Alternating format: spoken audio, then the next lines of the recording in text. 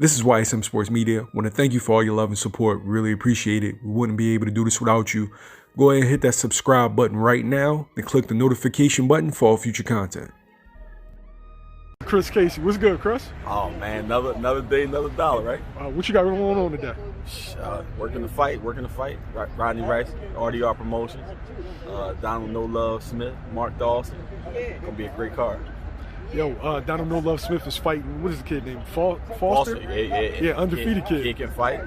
He from good pedigree. He trained with all those killers up there in Rhode Island. It's gonna be a great fight. What's your prediction for the fight? I got No Love winning. I don't think anybody can deal with the combination of speed and size and power at 126. Is this the kind of fights that we need prospects going up against each other to see who's going to get to the next level? We are at a point in boxing where this is what it's going to be. People got to fight. Everybody. In order to survive, I mean, we're in a pandemic. In order to get work, you're going to have to fight. Yeah. Now, how is COVID? You're a trainer and a father. Yeah. How is COVID affecting how you're moving? Honestly, it's kind of sink or swim. If most middle class and small promoters really can't promote. It's not really much you can do. You know, even here, the crowd has been taken out of it. It's hard for promoters to make money, so they're not really interested in developing fighters. That's what I love about Rodney Rice. He actually cares about developing these Philly fighters, and they'll have him to thank for it, because right now he is the only one promoting. Yeah. Really, Philly owes him they owe him some homage because he holding it down right now. Yeah, he's coming out with consistent cards. As a matter of fact, in 2020, 2021, he seemed to be the only guy in the area. Be right back March 5th. We fighting, man. This is what it's going to be. Now, your son, Nafear Charles. Yeah. What is it? Is it 5-0 now? 5 knockouts? 5 knockouts. Should be 6-0. The guy left on fight. Oh yeah, man. It's crazy. I felt so bad for him, man. Yeah. What is your thoughts on that situation? What happened? We did the weigh-in, we did the COVID test, we did all the neuros, we did all the blood, we did every test you could take, and afterwards on fight night he just didn't show up. He left. We don't know why he left. He said something like he had a child in the hospital or something like that. He said, you know, it is what it is. I can't speculate on that. So wait, he went through everything, making weight, the whole everything. nine. He made weight on point. They both weighed the same thing, and the only reason we even took that fight was because they told us he was going to be a test. So we was ready for a test, and unfortunately, I guess he just wasn't up for it. How frustrating is that, going through a whole camp?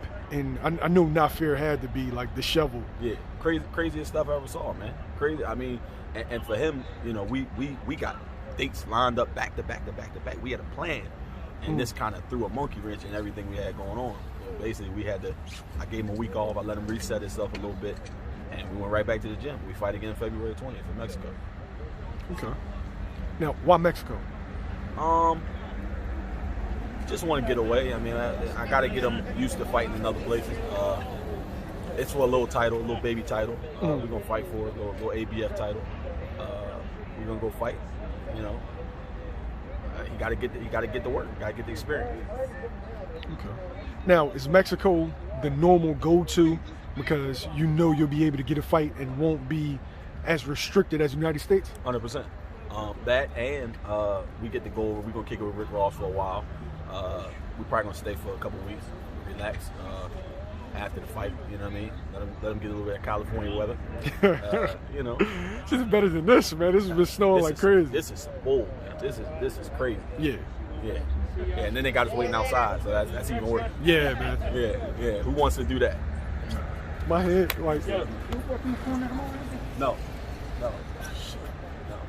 I'm sorry, man. I didn't mean to cut you it's cool. man. It's cool. It actually makes it look good and authentic. Yeah.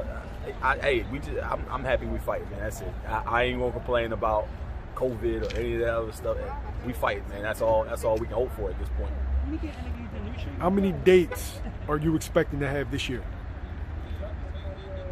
Honestly, I usually like to throw my dates out there, what I want to do, but really, COVID dictates everything. It doesn't even matter at this point. We're gonna try to get. I tell you what, we're gonna try to get a fight, as many fights as we can. get this kid the experience. Because for me, you know, and I hear a lot of people talk about who you're fighting, and you know, with these young kids, there's no need to rush them. So I mean, for me, you know, we learn it, and we learn on the job.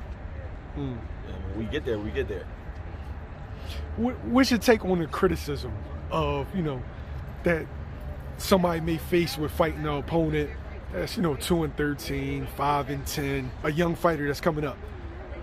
I mean, I'm sure some people abuse it. You know what I mean? Some people, I'm sure that I'm very sure that some people abuse that power that they have. But for me, I use every fight for a reason. You may not know my reason. I may pick a left-hander. I may pick, you know, I may pick a mover. I may pick a tall guy. I may pick a short guy. It's certain. I may pick a guy who switches stances. I mean, the record doesn't matter to me. It's the style, and as everybody knows in boxing, styles make fights. True. Okay. All right.